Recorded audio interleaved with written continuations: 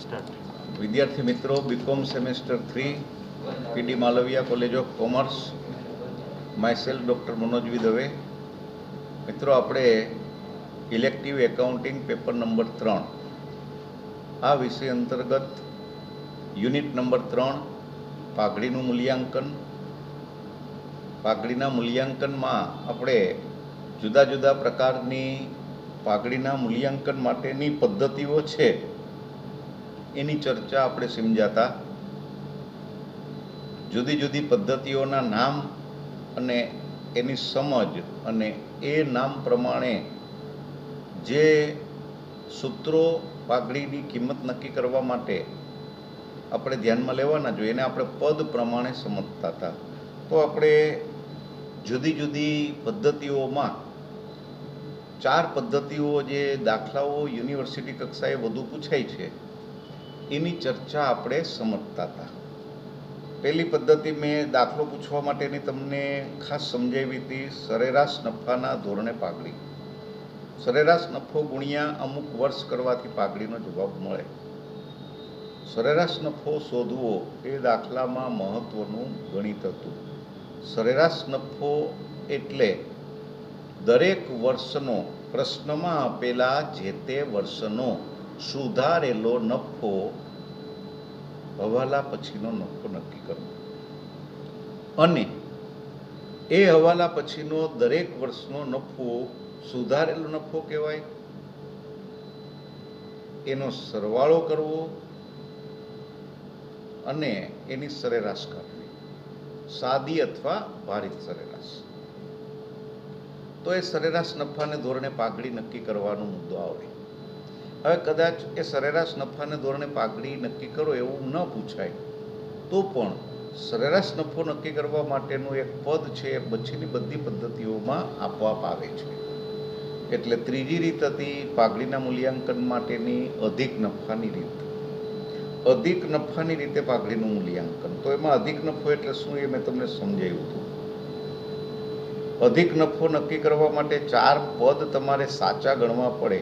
રોકાયેલી મૂડી એ પેલું પદ, અપેક્ષિત નફો અથવા અપેક્ષિત વળતર એ બીજું પદ, ત્રીજું પદ એટલે સરેરાશ નફો, સાદી સરેરાશ અથવા ભારિત સરેરાશથી, ચોથું પદ એટલે અધિક નફો, સરેરાશ નફો માઇનસ અપેક્ષિત નફો એટલે અધિક નફો મળે, સુપર પ્રોફિટ. તો સુપર પ્રોફિટ મેથડ છે એ પાઘડીના મૂલ્યાંકન માટેની બહુ પ્રચલિત મેથડ છે. એના દાખલાઓ વારંવાર યુનિવર્સિટી કક્ષાએ પૂછાતા હોય છે. તો અધિક નફાની રીતે પાઘડી એટલે અધિક નફો નક્કી કરવો અને પાઘડી શોધવા માટે પાઘડી બરાબર અધિક નફો ગુણ્યા અમુક વર્ષની ખરીદી. પછી 3 વર્ષ હોય, પ્રશ્નમાં કીધા હોય, 4 વર્ષ કીધા હોય, 5 વર્ષ કીધા હોય. તો અધિક નફાને ધોરણે પાઘડીનું મૂલ્યાંકન એ આપણે એક મહત્વની પાઘડીના મૂલ્યાંકનની રીત નંબર 4 શીખાતા. 5મી પદ્ધતિ આપણે શીખાતા એ ફરીથી પુનરાવર્તિત કરું છું. મૂડીકૃત નફાના ધોરણે પાઘડી. મૂડીકૃત નફો એટલે શું એ સામાન્ય એક વિદ્યાર્થીના મનમાં ઉપસ્થિત થતો પ્રશ્ન હોય છે કે મૂડીકૃત નફો એટલે શું. તો એનું ગુજરાતી છે નફાનું મૂડીકરણ કરવાની ઘટના. જ્યારે નફાનું મૂડીકરણ થાય ત્યારે મૂડીકૃત નફો બને. તો નફાનું મૂડીકરણ એટલે શું? તો કે નફો કમાવવા માટે કેટલી મૂડી રોકવી જોઈએ, ધંધામાં કેટલું મૂડી રોકાણ કરવું જોઈએ કે જેનાથી આપણે જે નફો ઈચ્છીએ છીએ એ આપણને મળે. દાખલા તરીકે 10,000 સરેરાશ નફો થયો, હવાલા પછીની સરેરાશ કાઢી તો નફો થયો 10,000 રૂપિયા. સરેરાશ એટલે એક, કોઈ એક વર્ષે પેઢીને દર વર્ષે એક એટલે દર વર્ષે નફો મળવો જોઈએ, એવરેજ 10,000 રૂપિયા. તો એક ધારણા થઈ, ધારણા મુજબનો નફો થયો, સરેરાશ નફો આટલો મળવો જોઈએ. પણ 10,000 રૂપિયા મારે નફો કમાવવો હોય તો મારે ધંધામાં કેટલા રોકવા પડે એ ગણવું, એનું નામ મૂડીકૃત નફો. હવે મારે એ નફો કમાવવા માટે માની લ્યો 12 લાખ રૂપિયા રોકવા પડે છે. 10,000 મારે દર મહિને કમાવવા હોય તો મારે અમુક ટકાને આધારે ગણતરી કરતાં મને માલુમ પડે છે કે મારે ₹12 લાખ રોકવા પડે. પણ મારા ધંધાની મિલકતો તો 10 લાખની જ છે. જેનો ધંધો હું ખરીદું છું, જેમાં મૂડીરોકાણ કરું છું, એની મિલકતોનો સરવાળો કર્યો, દેવા બાદ કર્યા, ચોખ્ખી મિલકત મળી મને ₹10 લાખ. અને મારે નફો કમાવવા માટે ₹12 લાખ રોકવા પડે છે. તો મૂડીકૃત નફો 12 લાખ છે, મૂડીકરણ કરેલો નફો 12 લાખ. ચોખ્ખી મિલકતો એ ધંધાની છે 10 લાખ. તો 12 લાખમાંથી 10 લાખ જાય તો 2 લાખ વધારાના આપું છું. જે ધંધો મારે ખરીદવો જોઈએ એ 10 લાખમાં જ ખરીદવો જોઈએ, કારણ કે એની વેલ્યુએશન જ 10 લાખનું થયું છે. ચોખ્ખી મિલકતો જ એની નેટ એસેટ વેલ્યુ 10 લાખ છે. જ્યારે હું એના ભરવા તૈયાર થયો છું 12 લાખ, કારણ કે એમાં નફો કમાવો છે દર વર્ષે 10,000. તો મિત્રો આ ગણિત છે એ મુજબ વધારાની રકમ હું કેટલી ચૂકવું છું કે ₹12 લાખ મારે મૂડી રોકવી જોઈએ. ₹10 લાખ ખરેખર રોકવાની થઈ છે, છતાંય હું રોકું છું કેટલા? 12 લાખ. તો મૂડીકૃત નફો 12 લાખ, ચોખ્ખી મિલકતો 10 લાખ, બેયનો તફાવત 2 લાખ. હું દર વર્ષે 10,000નો અધિક નફો કમાવવા માંગુ છું, વધારાનો નફો 10,000નો. તો મારે વધારાના કેટલા રોકવા પડે? તો કે ₹2 લાખ. તો પાઘડી બરાબર મૂડીકૃત નફો માઇનસ ચોખ્ખી મિલકતો. એટલે જવાબ મળે છે આપણને એ અહીંયા ₹2 લાખ પાઘડી થઈ. અધિક નફાના મૂડીકરણની રીતે પાઘડી, એટલે કે મૂડીકૃત અધિક નફાની રીતે પાઘડી. તો એમાં અધિક નફા સુધી જવું પડે, અધિક નફો નક્કી કરવો પડે. એ અધિક નફો કમાવવા કેટલા રૂપિયા રોકવા જોઈએ એનું મૂડીકરણ કરવાનું. તો સરેરાશ નફાનું મૂડીકરણ કરો તો સૂત્ર છે પાઘડી બરાબર મૂડીકૃત નફો માઇનસ ચોખ્ખી મિલકતો. મૂડીકૃત નફો માઇનસ ચોખ્ખી મિલકતો એટલે પાઘડીનો જવાબ મળે. અધિક નફાની રીતે પાઘડી નક્કી કરો, અધિક નફાના મૂડીકરણની રીતે, અધિક નફાનું મૂડીકરણની રીતે પાઘડી. તો અધિક નફાનું મૂડીકરણ કરતા પાઘડીનો જવાબ શોધવા માટે પાઘડી બરાબર અધિક નફાનું મૂડીકરણ, એટલે કે મૂડીકૃત અધિક નફો. તો મિત્રો મૂડીકૃત અધિક નફો કેવી રીતે નક્કી થાય એ શોધવાનું.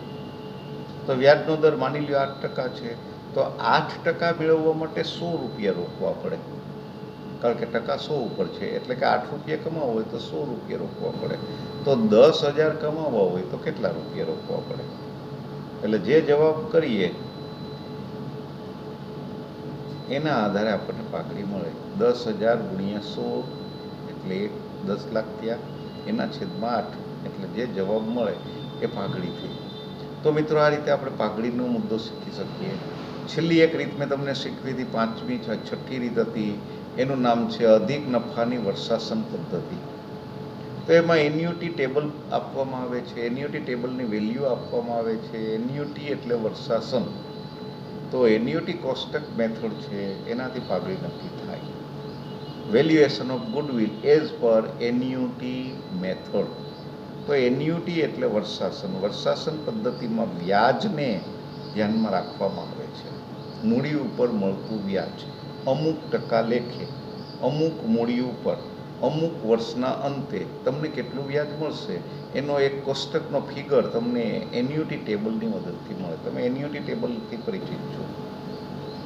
તો એવું એન્યુટી ટેબલ, જેમ લોગ ટેબલ હોય છે એમ એન્યુટી ટેબલ હોય છે, ગણિતના કોષ્ટકો તૈયાર. એની અંદર વર્ષ એકથી ક્રમમાં આપેલા હોય, 1 2 3 4 5 વર્ષ આપ્યા હોય ક્રમમાં, નીચે એક કોલમમાં, બીજા કોલમમાં ટકાવારી આપી હોય, 1%, 2%, 3%, 10%, એમ 100% સુધીનું કોલમ હોઈ શકે. ઉપર લખ્યું હોય કે ₹1 વર્તમાન વ્યાજ મૂલ્ય, એટલે કે ₹1 રોકો, 10% લેખે રોકો, 10 વર્ષ માટે રોકો. તો નીચે 10 વર્ષ, ઉપર 10%, એ બે જ્યાં ભેગા થાય એ બોક્સ નક્કી કરો, અને બોક્સમાં જે વેલ્યુ હોય એ ₹1ની એની વર્તમાન કિંમત થાય. 10મા વર્ષના અંતે 10% લેખે વ્યાજ સહિત ₹1નું મૂલ્ય કેટલું થાય? તો કે 4.82. જવાબ મેળવો માની લો. તો ₹1નું મૂલ્ય ₹4.82 થાય. 10 વર્ષના અંતે 10% વ્યાજે તમે રાખો તો આ એક ગણિત છે. હવે આવું 4.82 જે મેં તમને વેલ્યુ કીધી એ તમને પ્રશ્નમાં આપી દે છે. તમારે એમાં વિશેષ કંઈ કરવાનું નથી. અધિક નફા સુધી ગણિત મેં તમને શીખવું છે. અધિક નફો એટલે શું તો ફરીથી તમને કહી દઉં. રોકાયેલી મૂડી શોધવી પહેલું પદ, અપેક્ષિત નફો શોધવો બીજું પદ, સરેરાશ નફો શોધવો ત્રીજું પદ, અધિક નફો શોધવો ચોથું પદ અને પાંચમું પદ એટલે અધિક નફો ગુણ્યા એન્યુટી કિંમત એટલે પાઘડી એન્યુટી પદ્ધતિ મળી ગઈ. તો મિત્રો આ રીતે આપણે 6 પદ્ધતિની સ્વાભાવિક ચર્ચા સૂત્રોની સમજની કરેલી છે. આપણે ક્વેશ્ચન નંબર 1 આજે ધ્યાનમાં લેશું. એમાં ક્વેશ્ચન કેવી રીતે તમારે હેન્ડલ કરવો જોઈએ જવાબ લખતી વખતે એ હું તમને સમજાવવાનો પ્રયાસ કરું છું. તો ફરીથી એ મુદ્દા તરફ આપણે ધ્યાન આપીએ. પ્રશ્નમાં જે વિગતો આપેલી છે એના આધારે મેં તમને આ બધી દાખલાની ગણતરીઓ સમજાવેલી. નેક્સ્ટ જે દાખલાની ગણતરીઓ છે એ હવે આપણે ધ્યાન ઉપર લઈએ. તો એક દાખલો મેં તમને અગાઉ બધી જ પદ્ધતિઓની ચર્ચાને આધારે લાસ્ટ પીરિયડમાં સમજાવેલો. આજે હું તમને બીજો ક્વેશ્ચન અને ત્રીજો ક્વેશ્ચન છે, આપણે બીજો ક્વેશ્ચન જેટલો થઈ શકે એ પ્રમાણે પહેલાં ધ્યાનમાં લઈએ, પછી ત્રીજા ક્વેશ્ચનનો વિચાર કરીશું. તો અહીંયા જુઓ તમે સ્ક્રીન ઉપર એડી લિમિટેડનું 31/3/2011 રોજનું બેલેન્સ શીટ તમને નીચે આપેલું છે. જવાબદારીઓ, મિલકતો. 12% પ્રેફરન્સ શેર મૂડી 12 લાખ આપી છે. પ્રેફરન્સ શેર મૂડી આપી છે એ યાદ રાખવાનું, ટીક માર્ક કરી લેવાનું કે દેવા તરીકે બાદ થશે પ્રેફરન્સ શેર મૂડી. ઇક્વિટી શેર મૂડી એટલે માલિકીની મૂડી 51 લાખ. લેણદારો 18 લાખના આપ્યા છે. સરવાળો છે 81 લાખ. કાયમી મિલકતો આપી છે 45 લાખ. બેંક સિલક આપી છે 6 લાખ. અન્ય ચાલુ મિલકતો 22,50,000. બાંયધરી કમિશન એટલે અવાસ્તવિક મિલકતો એ આપી છે 7,50,000. મિલકતનો સરવાળો કરો ત્યારે કાયમી મિલકતની બજાર કિંમત આપી હોય તો તે લેવાની, નહીતર 45 લાખ લેવાની. બેંક સિલક 6 લાખ આપી છે. હવાલો હોય કે ન હોય, બેંક સિલક હંમેશા વાસ્તવિક હોય એ લેવાની. અન્ય ચાલુ મિલકતો 22,50,000 આપી છે. જો કોઈ એની કિંમત નવી હવાલામાં ન આપી હોય નીચે તો 22,50,000 ચાલુ મિલકતોની અન્ય કિંમત તરીકે લેવી. બાંયધરી કમિશન ઉપર હવાલો હોય કે ન હોય, તમારે બાંયધરી કમિશન નામની મિલકત એ ખર્ચ છે, એ મિલકત નથી, મિલકતના સરવાળામાં લેવાની નહીં.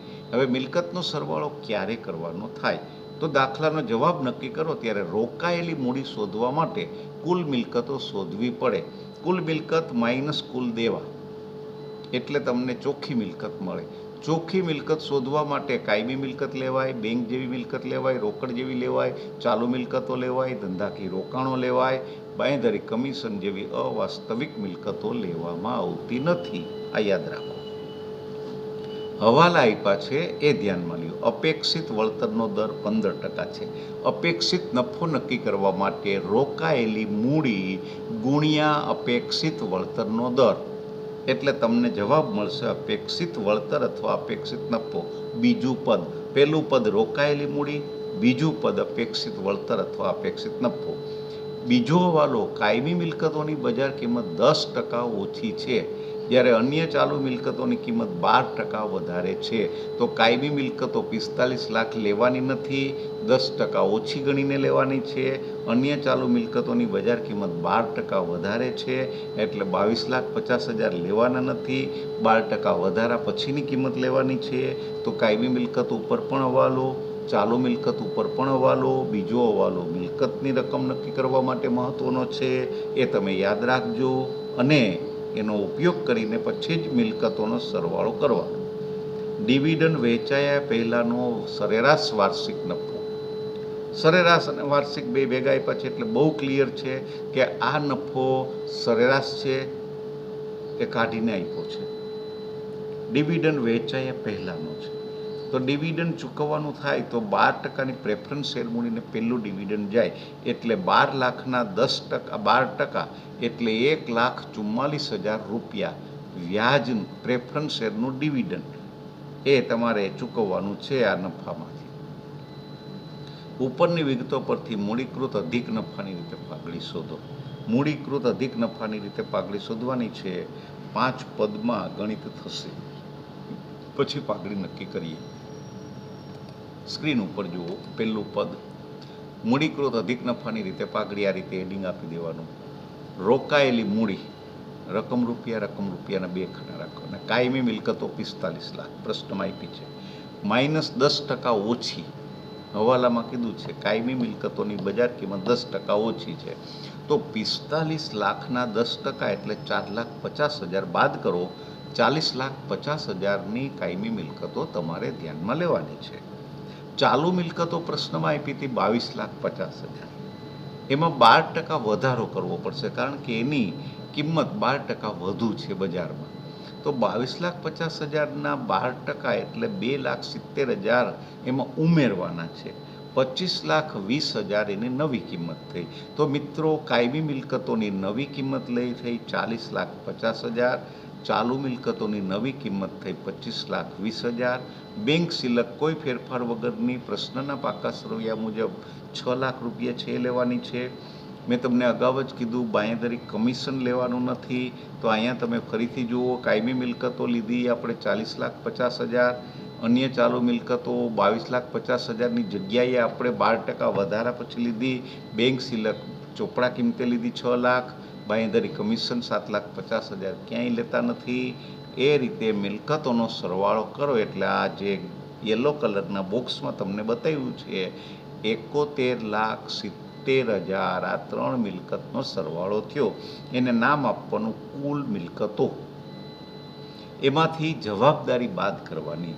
તો એક જવાબદારી હંમેશા લેણદારોની હશે જ. બેંક ઓવરડ્રાફ્ટ પણ હોઈ શકે, દેવી હુંડી પણ હોઈ શકે, પ્રોવિડન્ટ ફંડની જવાબદારી પણ હોઈ શકે, કારીગર બચત ખાતા પણ હોઈ શકે, અન્ય પરચુરણ ચૂકવવાના બાકી ખર્ચા પણ હોઈ શકે.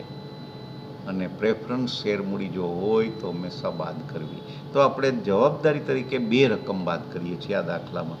લેણદારો આપ્યા છે 18 લાખના, એ બાદ કરીએ છીએ. 71,70,000માંથી 18 લાખ બાદ કરીએ તો 53,70,000 મળે. એમાંથી પ્રેફરન્સ શેર મૂડી બાદ કરીએ તો 12 લાખ મળે. આ 53,70,000નું નામ છે શેર હોલ્ડરોની મૂડી. હવે શેર હોલ્ડરો 2 પ્રકારના છે, ઇક્વિટી શેર હોલ્ડર અને preference share holder. Preference share holder આપણા ધંધાના માલિકો ગણાતા નથી. ઇક્વિટી શેર હોલ્ડર માલિકો ગણાય છે. ખાલી પ્રેફરન્સ શેર હોલ્ડર કીધું છે એટલે એ દેવું બને છે ઇક્વિટી શેર હોલ્ડરનું. પેઢીનું દેવું એ સામાન્ય સંજોગોમાં ઇક્વિટી શેર હોલ્ડરના દૃષ્ટિકોણથી બને છે. તો 53,70,000 શેર હોલ્ડરોની સંયુક્ત મૂડી છે. એમાંથી ચૂકવવાના થાય તો પહેલાં પ્રેફરન્સ શેર મૂડીને ચૂકવવાના થાય એટલે 12 લાખ રૂપિયા એમાંથી બાદ કરશું. આ જે રોકાયેલી મૂડી ગુલાબી કલરના બોક્સમાં તમને જોવા મળે છે 41,70,000 એ રોકાયેલી મૂડી છે. એનો એકાઉન્ટિંગ નામ છે ઇક્વિટી શેર હોલ્ડર માટે ચોખ્ખી મિલકતો મુજબ રોકાયેલી મૂડી. પણ એટલું બધું લાંબુ આપણે બોલતા નથી. આપણે પહેલું પદ આપીએ છીએ રોકાયેલી મૂડી. તો હાઉ ટુ ડિટરમાઇન રોકાયેલી મૂડી એ નક્કી કરવું. એમ્પ્લોયડ કેપિટલ શબ્દ છે, ઇંગ્લિશ મીડિયમના વિદ્યાર્થી ધ્યાન આપે. એમ્પ્લોયડ કેપિટલ એ શબ્દ એમને વાપરવાનો. આ ગણતરી કરવાની. Fixed asset less 10% less, current asset plus addition increase થાય છે 12%. બેંક સિલક ટોટલ એસેટ્સ લાયબિલિટી, એમાં creditors, preference share capital and next જે આન્સર મળશે એ capital employed for equity share holders 41,70,000 એ તમને ફિગર મળ્યો. હવે આપણે બીજું પદ અહીંયા ધ્યાનમાં લેવાનું છે. બીજું પદ છે અપેક્ષિત વળતર અથવા અપેક્ષિત નફો. અપેક્ષિત વળતરનો દર દાખલામાં આપેલો હોવો જોઈએ. પેલી માહિતી વાંચો. અપેક્ષિત વળતરનો દર 15% છે. આ એમનેમ નથી આપ્યો, એનો ઉપયોગ તમારે અહીં કરવાનો છે. 15% એટલે 15/100. ટકા 100 ઉપર છે એટલે 15% એમ બોલીએ ત્યારે એનો એકાઉન્ટિંગ ગાણિતિક અર્થ છે 15/100 એટલે 15%. તો રોકાયેલી મૂડી આપણે શોધી 41,70,000. એને 15/100થી 15% લેખે નક્કી કરીએ તો અપેક્ષિત નફો એટલે કે ઇક્વિટી શેર હોલ્ડર મિનિમમ 15% રકમ ઈચ્છે છે વળતરની, તો 6,25,500 એ ઈચ્છે છે. અંગ્રેજીમાં આપણે કહીએ તો expected return equal to employed capital into expected rate of return. Expected rate of return equal to 15%. તો એ મળે છે આપણને 6,25,500.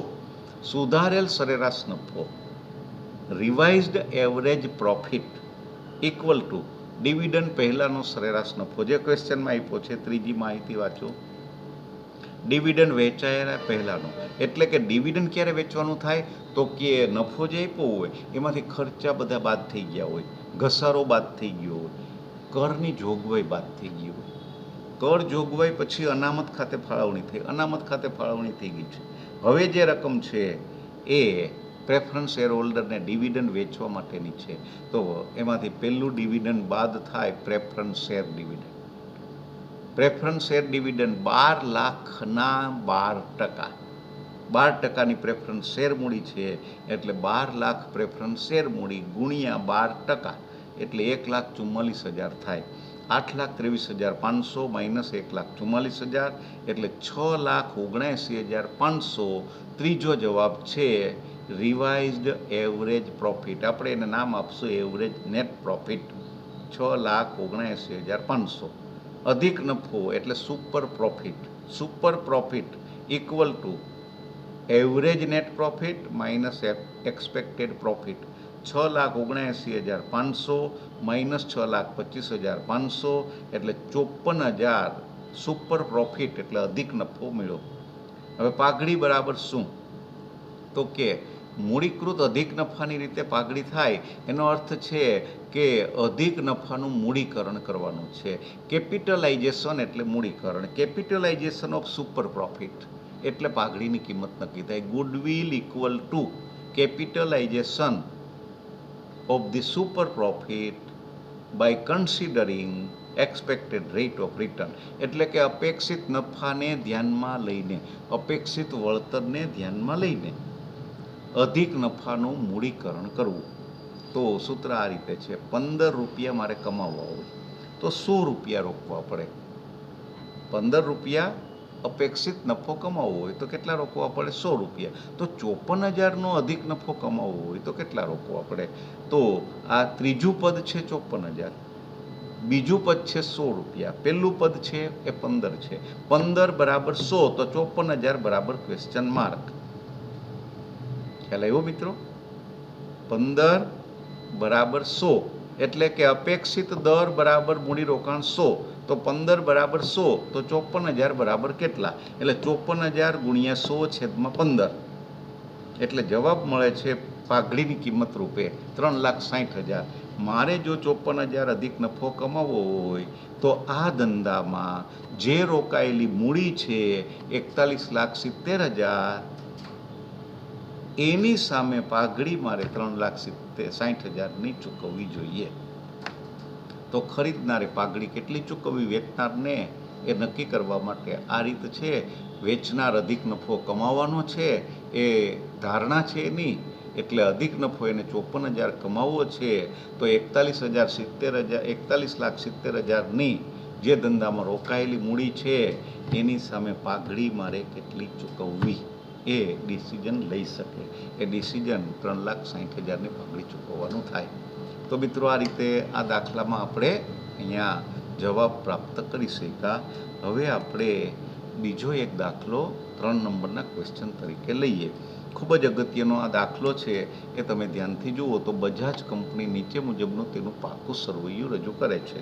જવાબદારીઓ રકમ રૂપિયા, મિલકત લેણા રકમ રૂપિયા, 10 રૂપિયાનો 1 એવા 20,000 10%ના પ્રેફરન્સ શેર. મિત્રો પ્રેફરન્સ શેર વળી પાછા આવ્યા. 2 લાખ રૂપિયા દેવા તરીકે બાદ કરવાના છે, ભૂલવાનું નથી તમારે. 10%ની એ મૂડી છે એટલે એનું ડિવિડન્ડ થાય 20,000 રૂપિયા, એ પણ નફામાંથી બાદ કરવાનું. આ 2 લાખ રૂપિયા દેવા તરીકે મિલકતોમાંથી બાદ કરવાના. પ્રેફરન્સ શેર મૂડીના 2 મિનિંગ, એક ડિવિડન્ડ નફામાંથી બાદ કરવું હંમેશા, અને બીજું દેવા તરીકે 2 લાખ રૂપિયા પ્રેફરન્સ શેર મૂડીના બાદ કરવા. તો આ પ્રેફરન્સ શેર મૂડી 2 લાખનો એકાઉન્ટિંગ મિનિંગ મેં તમને સમજાવ્યો. રૂપિયા 10નો 1 એવા 80,000 ઇક્વિટી શેર, રકમ આપી છે 8 લાખ રૂપિયા. સામાન્ય અનામત 3 લાખ, નફા નુકસાન ખાતે હવે આ જે એરો કરેલો છે એના આધારે આ બાકી મહત્વની છે. ગયા વર્ષની બાકી એટલે ગયા વર્ષની નફા નુકસાન ફાળવણી ખાતાની બાકી 1,60,000, એમાં ચાલુ વર્ષનો નફો ઉમેરી 8,60,000. ચાલુ વર્ષનો નફો તમને આપી દીધો છે. આ રેડ કલરનો જે મેં એરો બતાવ્યો છે એ બહુ અગત્યનો છે આ દાખલામાં. એ બેયનો હિસાબ આપણે કરીએ છીએ. 10,20,000 એ માલિકીનું નફાનું ભંડોળ છે, 8,60,000 ચાલુ વર્ષનો નફો છે. આ ધ્યાનમાં રાખવાનું છે. 8,60,000 ઘસારા ફંડ આપ્યું છે મકાન ઉપરનું 40,000, રોકાણો ઉપરનું 70,000. હવાલો મકાનનો અને રોકાણોનો ધ્યાનમાં લ્યો તો એનું ઘસારા ભંડોળ ધ્યાનમાં લેવાનું હોય છે. એટલે ઘસારા ભંડોળ ખાલી નામનું નથી આપ્યું, ધ્યાનથી સમજવાનું છે. એનો એકાઉન્ટિંગ મિનિંગ છે, કેવી રીતે છે, જવાબ આપણે સમજશું. લેણદારો દેવા તરીકે બાદ કરવાના છે 70,000ના. સરવાળો છે દેવા બાજુનો 25 લાખ રૂપિયાનો. મિલકત લેણા બાજુએ મકાનની મૂળ કિંમત આપી છે 2,60,000, ફર્નિચરની મૂળ કિંમત આપી છે 20,000, સ્ટોક બજાર કિંમતે છે 9 લાખ, 5%ની સરકારી જામીનગીરી દાર્શનિક કિંમત તરીકે 8 લાખ છે. એનું વ્યાજ કરમુક્ત છે, બજારમાં 7,60,000 છે. 5% લેખે 8 લાખ ઉપર વ્યાજ મળે, એ ધ્યાનમાં રાખવાનું. જો રોકાણો બિનધંધાકીય હોય તો આ રોકાણો 7,60,000ના કે 8 લાખના મિલકતના સરવાળામાં લેવાય નહીં. એટલે રોકાણો ધ્યાનમાં લેવાના નથી. સરકારી જામીનગીરી એટલે બિનધંધાકીય રોકાણો. મિલકતોની ગણતરી કરો ત્યારે રોકાણો ધ્યાનમાં લેવાના નથી. આવું જ્યારે ગ્રીન લીટીના હેડિંગથી લખ્યું હોય ત્યારે એ મુદ્દો સમજજો. બીજું, એની દાર્શનિક કિંમત આપી છે, શું કામ આપી છે? તો 8 લાખ રૂપિયા ઉપર હંમેશા વ્યાજ મળે. એ વ્યાજ કર મુક્ત છે, એટલે 40,000નું વ્યાજ નફામાં હોવું ન જોઈએ. તમારે ધ્યાનમાં રાખવાનું છે, એ મુદ્દો સમજજો. દેવાદારો અંદર લખ્યા છે 5 લાખ, બાદ કરવાની છે ગાલખાદ અનામત 40,000, એટલે દેવાદારો લેવાના છે 4,60,000. મિલકત નેટ દેવાદારોની ગણાય. લેણી ઊંડી 20,000 આપી છે, એ ચાલુ મિલકત છે. રોકડ અને બેંક સિલક 70,000 ચાલુ મિલકત છે. પ્રાથમિક ખર્ચા દાખલામાં આપ્યા છે, એ મિલકત છે જ નહીં, ખર્ચા સ્વરૂપની મિલકત છે, અવાસ્તવિક મિલકત છે, એ ધ્યાનમાં લેવાની નથી. આ મુદ્દો ધ્યાનમાં રાખો. તો આ રીતે 25 લાખનો સરવાળો આપ્યો છે બે બાજુ મિલકત અને દેવાનો. હવે જે હવાલા આપ્યા છે એ ફરીથી ધ્યાનથી સમજો. 5 હવાલા છે. સૂત્રની ઉપયોગિતા અને સૂત્ર કયું વાપરવું, સમજ કેવી રીતે પ્રાપ્ત કરવી, તો પાઘડી કઈ રીતે ગણવાની છે એના ઉપરથી તમને એના સૂત્રોની એની ગણિતની માહિતી મળે. તો નીચેની માહિતી ધ્યાનમાં લઈ તમારે અધિક નફાની 3 વર્ષની ખરીદીના ધોરણે પાઘડી શોધવાની છે. અધિક નફાની 3 વર્ષની ખરીદીના આધારે પાઘડી એટલે શું? તો કે અધિક નફાની રીતે પાઘડી. અધિક નફો નક્કી કરવાનો 4માં ચોથા પદ સુધીમાં. 5મું પદ એટલે પાઘડી બરાબર અધિક નફો ગુણ્યા 3 વર્ષની ખરીદી એટલે 3 વર્ષ. તો એ અધિક નફો શોધવા માટે આપણે મિલકતોની કિંમત ગણશું. ત્યારે મિલકતોની કિંમત આજે 4,50,000 ગણાય. બેલેન્સ શીટમાં મિલકતની કિંમત કેટલી છે? 2,60,000. એમાંથી 40,000નો ઘસારો બાદ કરો તો 2,20,000ની મકાનની કિંમત છે. એની નવી કિંમત છે 4,50. તો જૂની કિંમતો ભૂલી જાઓ, બેલેન્સ શીટનો ઘસારો ભૂલી જાઓ, મૂળ કિંમતે ભૂલી જાઓ. તમે મકાનના કેટલા ગણશો? 4,50,000 નવી કિંમત. આ જ પ્રકારની કંપનીઓ શેરની બજાર કિંમત પર 20% નફો કરે. શેરની બજાર કિંમત ઉપર 20% નફો નક્કી કરે છે. શેરની બજાર કિંમતને આધારે આપણે એ ગણતરી કરીને અપેક્ષિત વળતરનો દર શોધવાનો છે. છેલ્લા 3 વર્ષનો નફો વાર્ષિક 60,000 લેખે વધી રહ્યો છે. અહીંયા નફો આપ્યો છે તમને ચાલુ વર્ષનો 8,60,000. છેલ્લા 3 વર્ષથી એ નફો વધે છે. ચાલુ વર્ષનો નફો આપ્યો છે 8,60,000, એટલે છેલ્લા વર્ષનો નફો. તો એની પહેલાંનો કેટલો, એની પહેલાંનો કેટલો, એ આપણે શોધવાનું છે ગણિતથી. એ આપણે ધ્યાનમાં રાખશું. હવાલામાં જુઓ, ચાલુ વર્ષનો ઉપર જણાવેલ નફો કરવેરા પહેલાંનો છે. કરવેરાનો દર 50% ગણવાનો છે. એટલે નફો કર સહિતનો છે, જે 8,60,000 આપ્યો છે એ કર સહિતનો છે. એના આધારે કર બાદનો નફો શોધવાનો છે અને આ ત્રીજો હવાલો લાગુ કરવાનો છે. તો ત્રીજો અને ચોથો હવાલો નફો નક્કી કરવા માટેનું ગણિત છે. હવે એ નફો જો વધતો હોય કે ઘટતો હોય, તમને નફો ભારિતથી નક્કી કરવાનો આપી દીધો છે ભાર. જો ક્વેશ્ચનમાં સરેરાશ નફો ગણવા માટે ભાર આપવામાં આવે, આ ભાર શબ્દ ઉપર ધ્યાન આપો, ભાર આપો, વેઇટ આપવામાં આવે, ભાર એટલે વેઇટ, તો વેઇટેજ તમને આપી દે છે, ત્યારે વેઇટેડ એવરેજ પ્રોફિટ નક્કી કરવાનો છે. એવું કેવી રીતે ખબર પડી જાય? 60% લેખે 60,000 લેખે દર વર્ષે વધી રહ્યો છે, નફો વધે દર વર્ષે ને એક જ રકમથી વધે, એક જ ટ્રેન્ડમાં, તો નફો સતત વધતો હોય તો સાદી સરેરાશને બદલે કઈ સરેરાશ લેવાય? ભારિત.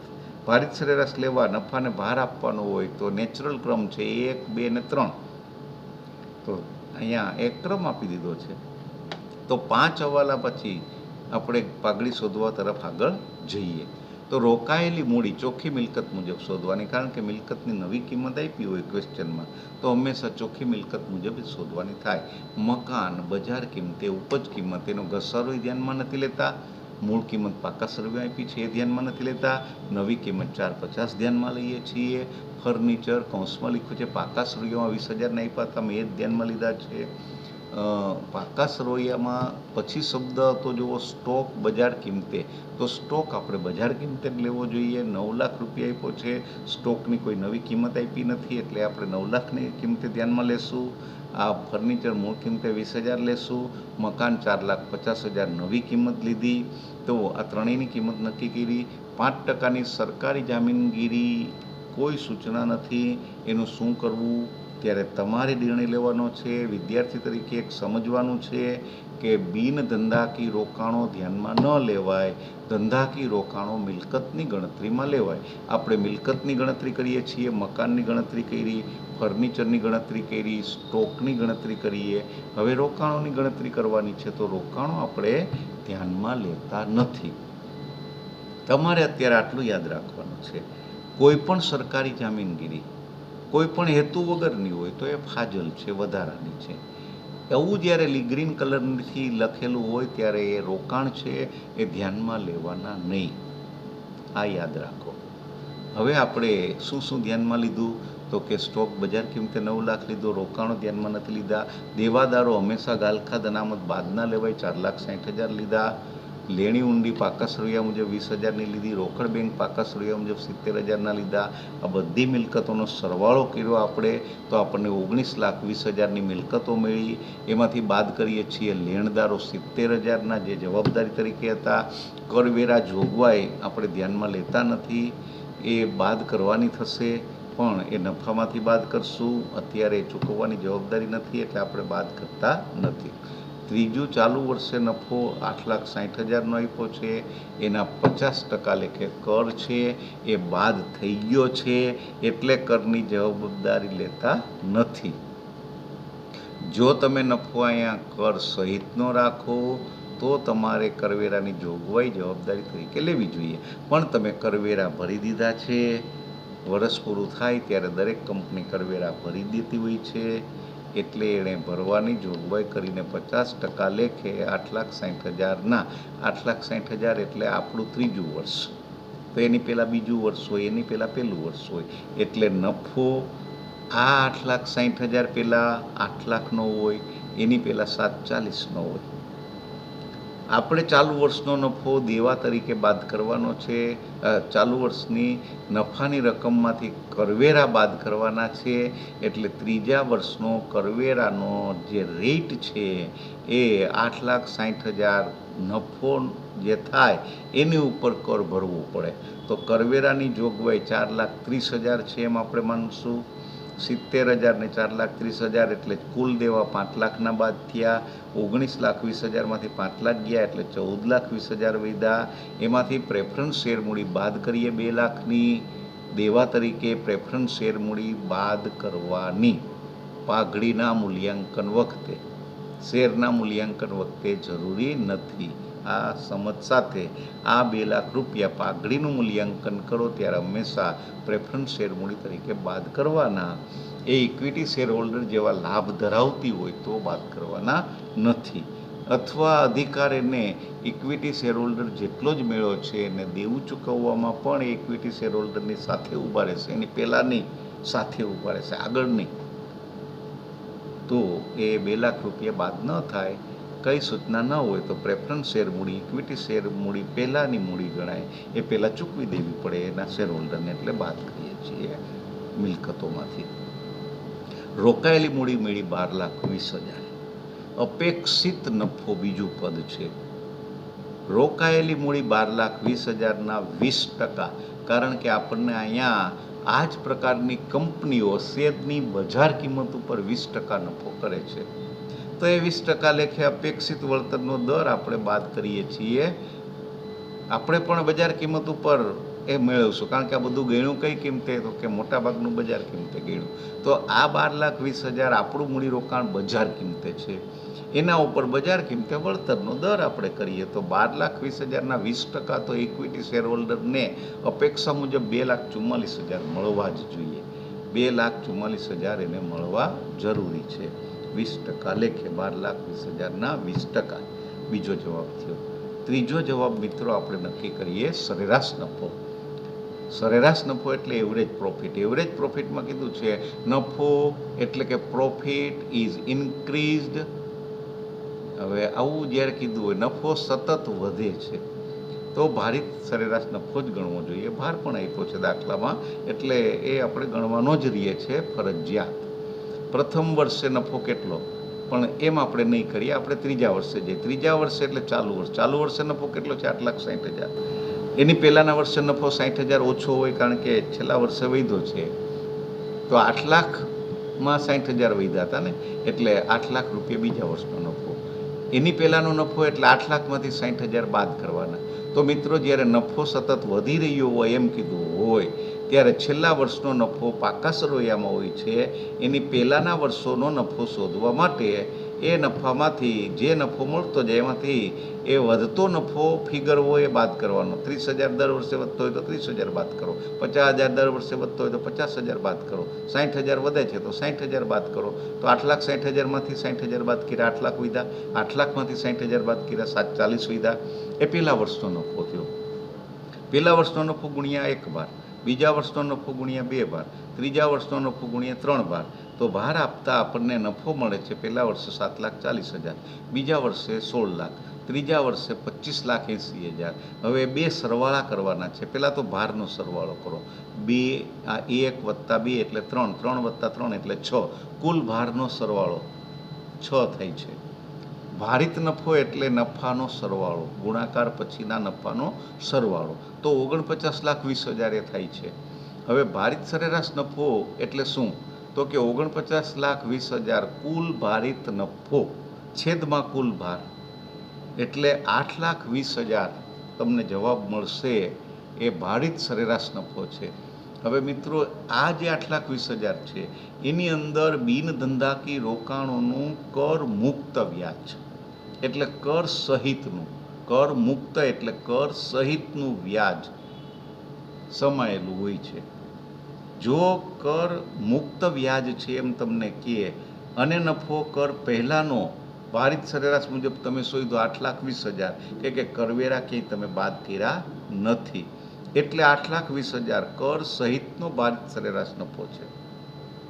એમાંથી બિનધંધાકીય રોકાણોનું કર મુક્ત વ્યાજ એટલે કર સહિતનું વ્યાજ બાદ કરવાનું.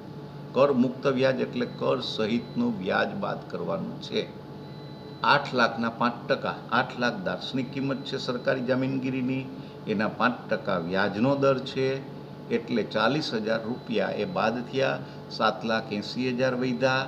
હવે 7,80,000 એ બિન ધંધાકીય રોકાણોના વ્યાજ પછીનો ધંધાનો નફો છે. 7,80,000 એમાં કર 50% છુપાયેલો છે, એટલે બાદ કરવો પડે. 50% લેખે કરવેરા 7,80,000ના બાદ કરીએ તો 390 વધે. 390 આપણે બાદ કરીએ એટલે 3.90 આપણી પાસે ડિવિડન્ડ વેચવા પાત્ર નફો મળે. પ્રેફરન્સ શેર હોલ્ડરને આપણે ડિવિડન્ડ કેટલું આપવાનું છે? તો કે પ્રેફરન્સ શેર મૂડી 10%ની હતી, 2 લાખ રૂપિયાની રકમ હતી. એના શેર હોલ્ડર 10% લેખે 2 લાખ ઉપર 20,000 દર વર્ષે ડિવિડન્ડ લઈ જાય તો એ ડિવિડન્ડ ઇક્વિટી શેર હોલ્ડરને મળતું નથી, એ પ્રેફરન્સ શેર હોલ્ડરને મળે છે.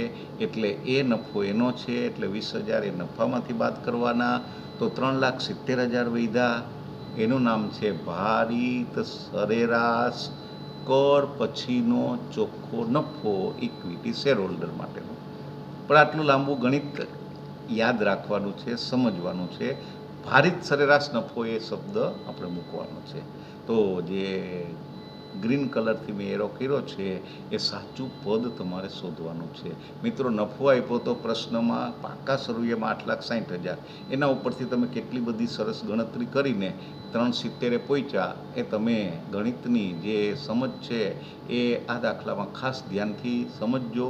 નફો 8,60,000 આપ્યો તો એના ઉપરથી તમે 3 વર્ષનો નફો શોધ્યો, એની સરેરાશ કાઢી, એમાંથી રોકાણોનું વ્યાજ બાદ કર્યું, પછી કરવેરા બાદ કર્યા, પછી પ્રેફરન્સ ડિવિડન્ડ બાદ કર્યું, અને હવે તમને નફો મળ્યો ઇક્વિટી શેર હોલ્ડર માટેનો છે 3,70,000. હવે તમારી પાસે અધિક નફો આવશે. અધિક નફો શોધવા માટેનું સૂત્ર છે ભારિત સરેરાશ નફો માઇનસ અપેક્ષિત નફો. 3,70,000 ત્રીજું પદ માઇનસ બીજું પદ એટલે અપેક્ષિત નફો 2,44,000. તો 370માંથી 244 બાદ કરો એટલે 1,26,000 રૂપિયા તમને મળે, અધિક નફો મળે છે. પાઘડી બરાબર પાંચમું પદ છે પાઘડી શોધવાનું. પાઘડી બરાબર અધિક નફો ગુણ્યા 3 એટલે 3 વર્ષની ખરીદી. આપણે 3 એટલું જ લખીએ છીએ, પણ આખો અર્થ છે 3 એટલે 3 વર્ષની ખરીદી. આ જે 1,26,000 નફો હવે પછી કમાવો છે, અત્યારે સિચ્યુએશન પ્રમાણે ચોથા વર્ષથી 1,26,000 નફો કોઈને વધારે કમાવવો હોય, 370 તો એવરેજ નફો છે, પણ એની અંદર 244 સામાન્ય નફો છે. એટલે અધિક નફો કેટલો થયો? 1,26. જે વ્યક્તિએ 1,26 નફો વધારાનો અધિક કમાવવો હોય એણે પાઘડી એનાથી 3 ગણી આજે ચૂકવવી પડે, કારણ કે 3 વર્ષમાં એ રકમ સરભર થશે. તો 3,78,000 તમારે પાઘડીના ચૂકવવા પડે. તો મિત્રો, આ જે 3,78 જવાબ છે એ અધિક નફાની 3 વર્ષની ખરીદીના ધોરણે પાઘડીનો જવાબ મળ્યો. હાલ પૂરતું આપણે આટલું રાખીશું. નેક્સ્ટ ટાઈમ આપણે જ્યારે મળશું ત્યારે આપણે ફરીથી આ મુદ્દાઓની ચર્ચા સમજશું. તમે રિવિઝન કરતા રહેજો અને આગળના મુદ્દાઓ છે એનું ગણિત તમે કરતા રહેજો. તો આભાર સાથે અસ્તુ. આપણે નેક્સ્ટ ટાઈમ ફરી મળીશું. બી સેફ અને આનંદથી ઘરે તૈયારી કરો અને ઓછામાં ઓછી જે તમારી બહાર જવાની વૃત્તિ છે ચાલુ રાખો અને સંક્રમણનો ભોગ બનતા અટકો. આભાર સાથે અસ્તુ.